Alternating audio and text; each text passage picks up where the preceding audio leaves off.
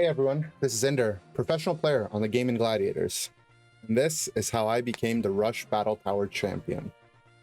16 teams from all over the globe were sorted onto the Rush Battle Tower based on points they accumulated over several months of tournament gameplay.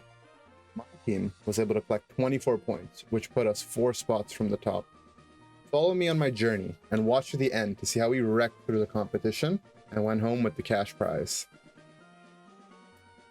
On the first floor, we were met against Blackhand, formerly Ascendants.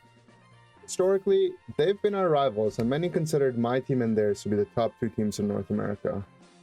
With their now retired player turned coach in Excellent and their powerhouse overlord on Lucario, this match was expected to be a good one. I decided to bring my trusty Hoopa with Hyperspace Hole. I'm practicing this move for a while now, and prior to the trick nerfs, it was mostly just for fun. After we saw Trick get nerfed, I now do believe that this may be the superior move, and we've seen other teams come to copy me as well. Game 1, we were met with mostly what we were expecting. In the earlier floors of this tournament, we noticed Kyrios playing Cram, most likely to take advantage of the current EXP bug with Evolution Pokemon, where they receive less experience throughout the game. Overlord continued to put on a clinic with his Lucario, but that's to be expected at this point, and we did an amazing job playing around it. All in all, not much to talk about, and it was an easy win. Game 2, we were surprised to see Overlord swap off the Lucario onto Absol. This was a pick we noticed him play in the earlier parts of the Rush Battle Tower against European teams in order to avoid playing Lucario on high ping. Nonetheless, we believed in our picks and we didn't feel like we needed to make many major adjustments. Much of the same map control came along this game as well, and we take a decisive 2-0 victory, climbing onto the next floor of the Rush Battle Tower. Next floor had 5 guys, formerly 5 guys, One Sofa, waiting for us. This is a team with players who have been longtime friends of me and my team, which always makes it fun to play and especially win against them. I'm sure many of the viewers were surprised with the pick we set up for Lutano, in that he's playing Blastoise. But the major theme here, and same thing as the last set, was playing Lucario on the European ping is brutal for these Lucario players. So we elected to pick Blastoise, expecting to be on high ping.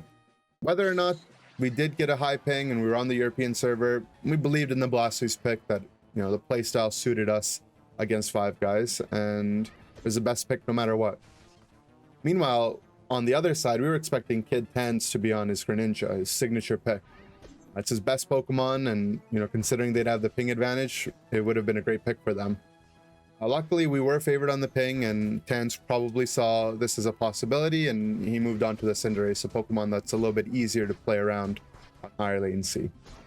Game 1, we did what we do best: develop a lead, get the game to a point where Zap does not matter anymore, executed on that, and brought ourselves to a decisive win, moving on to Game 2.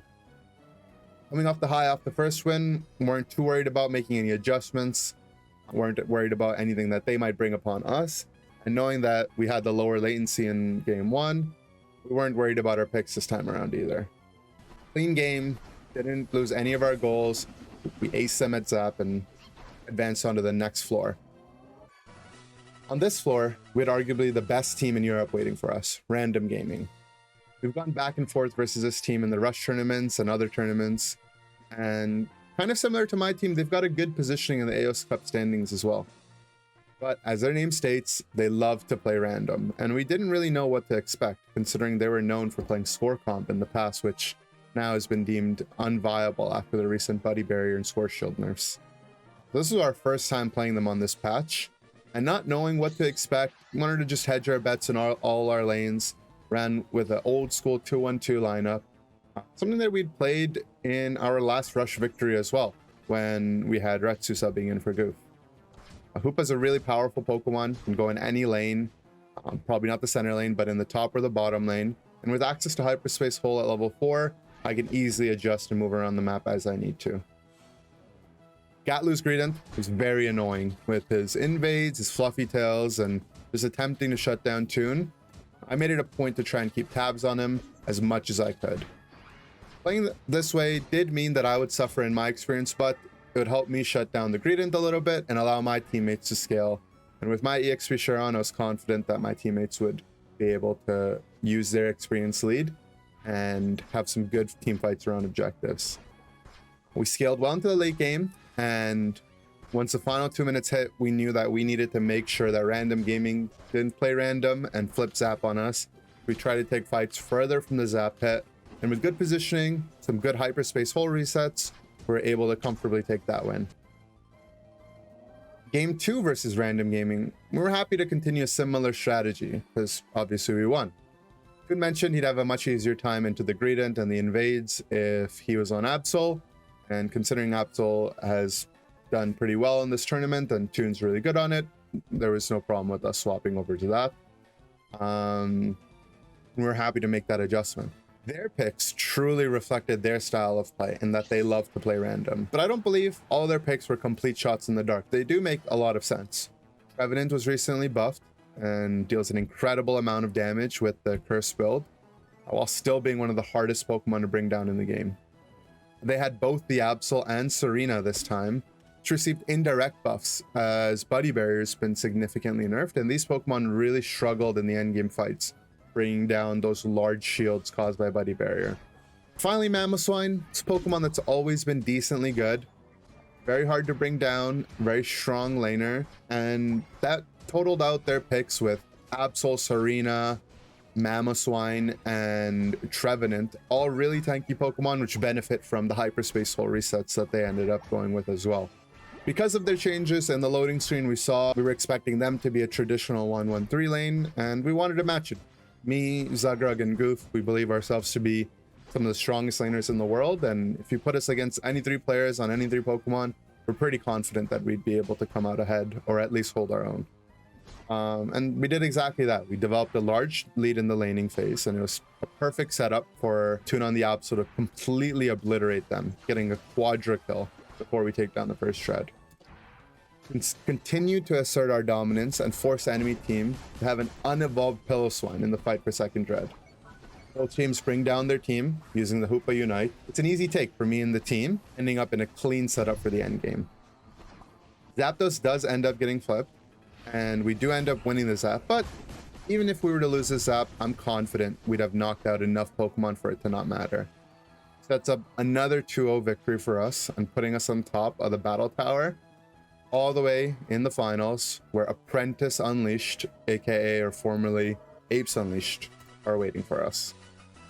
To the team, we have plenty of experience playing versus through the various seasons of competitive Pokemon Unite. They're a strong team and feature similar strengths to GG, in that they have really strong laners, whether that be on the bottom side, on the top side. They've got a really good top laner in Sixies, who, you know, we've seen him do really well in Lucario, even things like Serena in the past. So we knew what we were getting into, and as a result, I knew that I needed to dress for the occasion. So I swapped over to my solo queue account, which I have the Hoopa Hollowware on, and we were ready to go. In the loading screen, we noticed them playing Snorlax, who not only benefits from the current EXP bug in the game, where non-evolution Pokemon receive less experience throughout the game, but also serves as a small counter to my Hoopa, with the ability to both knock up people out of Hyperspace Hole with Heavy Slam, or simply block them out. That being said, this team shows off their strengths and ends up capturing both the first shred of the game and the first Rotom of the game, which puts us on the back foot. They do end up taking down our goalpost, and as a result, we have the opportunity to farm some safe side Audinos to get back in the game, and we gear up to play for the second dread fight. In good positioning, we're able to capture this dread, giving us the healing, the shields, and the EXP to win the fight shortly after. Following that, we proceed to take down both their bottom goal, win Rotom, and take down their top goal, leading to a small lead going into Zap. In the final stretch, we get a good team fight win, but their death timers are too short for us to take advantage of and take down Zap. So we continue to just hold it down and stay strong. After another small fight goes our way, I make sure on the Hoopa to keep eyes on the map, and I do notice a Lucario run E-speed through the Zapdos and anticipating them to appear on the top side of the map. Leverage Hyperspace Hole, which gives me incredible map mobility to move over from the bottom side to the top tier 2 goal, where they were looking to get a 50 cap going into overtime, and we end up with a clean win. Game 2, we see them move off the Snorlax in favor of Blissey, which I imagine was to mirror our Blissey after we showcased how powerful it was in Game 1. Toon also moved to playing Greninja, mostly just out of comfort. And the jungler role provides really good flexibility to make changes like that, and we all trust in Toon to make the best judgment for his pick.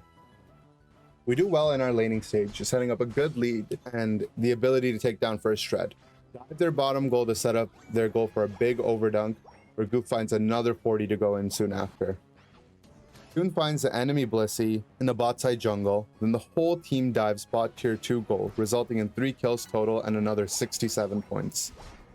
While we do lose the second Dread to Cinderace Unite move snipe, fight after is also lost, but thankfully Unleash does overcommit at the bottom goal and we end up getting a return of 3 more kills. With all of that in our deciding game to be the Rush Battle Tower champions, we've got a huge lead going into Zapdos. Zap fight starts with enemy Cinderace getting caught out, but just barely saved by their supports. After a hyperspace reset, I get tracked down by both enemy Lucario and Cinderace, and I use this as an opportunity to divert their attention away from Zap and allow my team to get some backcaps. Lutano finds a 50 cap at this point, and with all their resources consumed and an endgame Greninja, Toon narrowly escapes death with a well-timed smokescreen, gets 2 surf resets and a triple kill for himself.